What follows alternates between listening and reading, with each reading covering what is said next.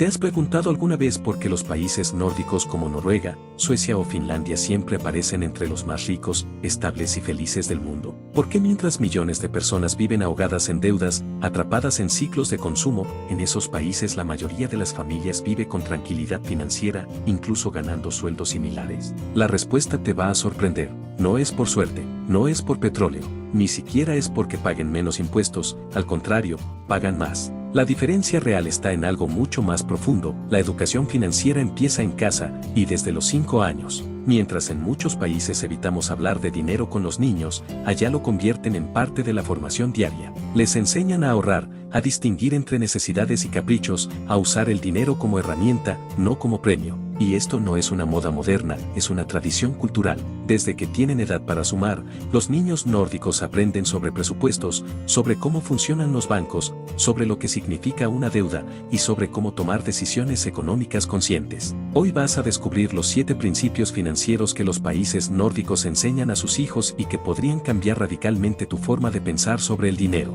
Principio 1. El dinero no es tabú, es conversación familiar. En los países nórdicos, el dinero no es un tema prohibido, ni algo que solo los adultos entienden. Desde pequeños, los niños escuchan hablar de presupuestos, de cuánto cuesta la comida, de cuánto se gasta en el mes. No con angustia, sino con naturalidad. Lo ven como algo que forma parte de la vida, igual que comer o vestirse. En muchas casas, cada miembro de la familia tiene un rol. Uno anota los gastos, otro compara precios en el súper, otro calcula cuánto se puede ahorrar ese mes. ¿Te imaginas aprender eso a los 6 años? Y es que en lugar de esconder los problemas financieros, como pasa en muchos hogares, en Finlandia o Noruega los padres involucran a los hijos en las soluciones. Si hay que recortar gastos, lo hablan en grupo. Si se quiere comprar algo grande, se hace un plan entre todos. Esta participación crea algo increíble. Los niños no crecen pensando que el dinero es mágico ni que los adultos siempre pueden. Aprenden que cada decisión cuesta, que cada gasto debe tener un porqué y que la organización no es un castigo, sino una forma de libertad.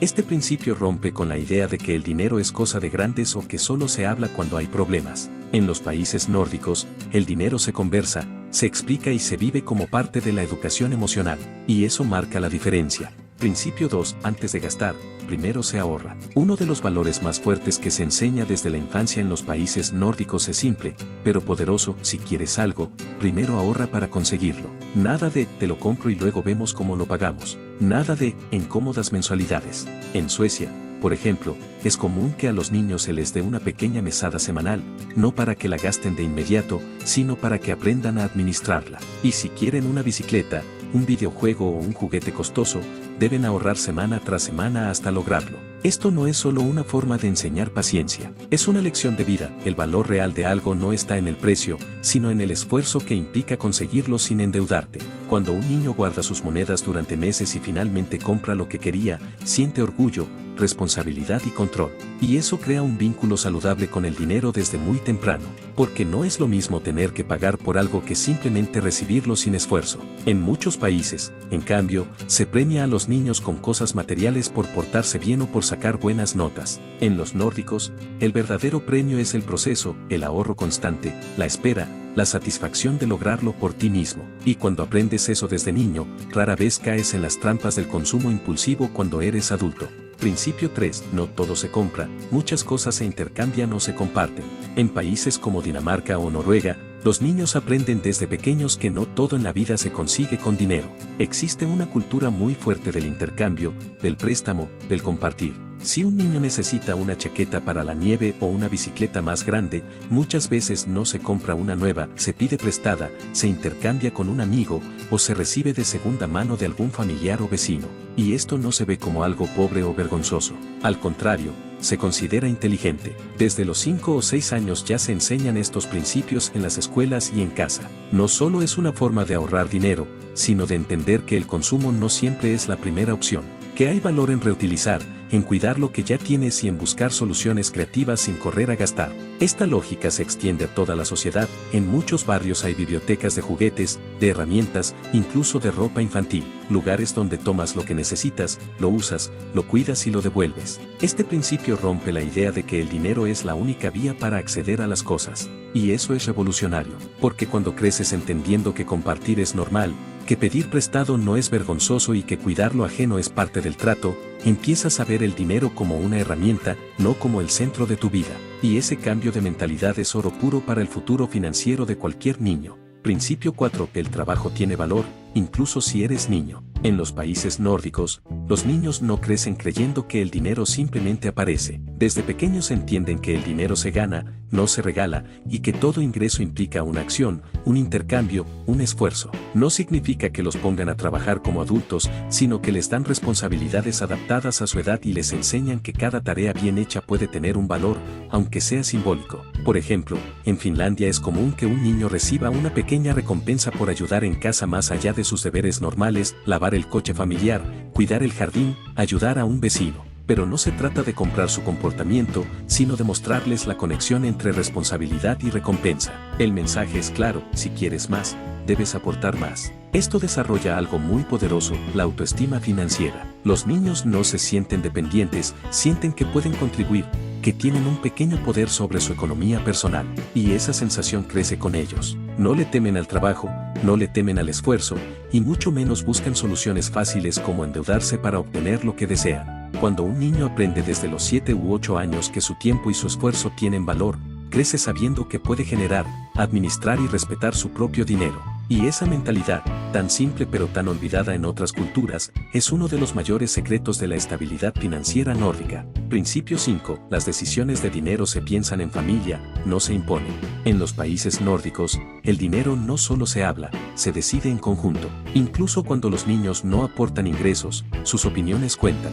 Si una familia quiere irse de vacaciones, renovar algo en casa o ajustar el presupuesto, los padres explican la situación, muestran las opciones y escuchan a los hijos. Esto no significa que los niños tomen decisiones finales, pero sí que aprenden a evaluar, a opinar y a entender que el dinero tiene límites y consecuencias. Esto desarrolla desde temprano una habilidad que la mayoría de los adultos aún no domina: el pensamiento financiero consciente. No todo se trata de lo quiero o lo necesito. Se trata de cómo afecta esto al presupuesto familiar. ¿Qué otras cosas podríamos hacer con ese dinero? ¿Vale la pena el sacrificio? En vez de enseñar obediencia ciega o esconder la realidad, enseñan participación y criterio. Los niños nórdicos crecen sabiendo que no se puede tener todo al mismo tiempo, y que cada decisión económica implica renunciar a otra. Esa es una de las claves de su madurez financiera, la capacidad de elegir con inteligencia, no por impulso. Cuando en una casa todos participan de las decisiones financieras, no solo se fortalece la economía, también se fortalecen los lazos, porque el dinero deja de ser una fuente de estrés para convertirse en una herramienta de colaboración.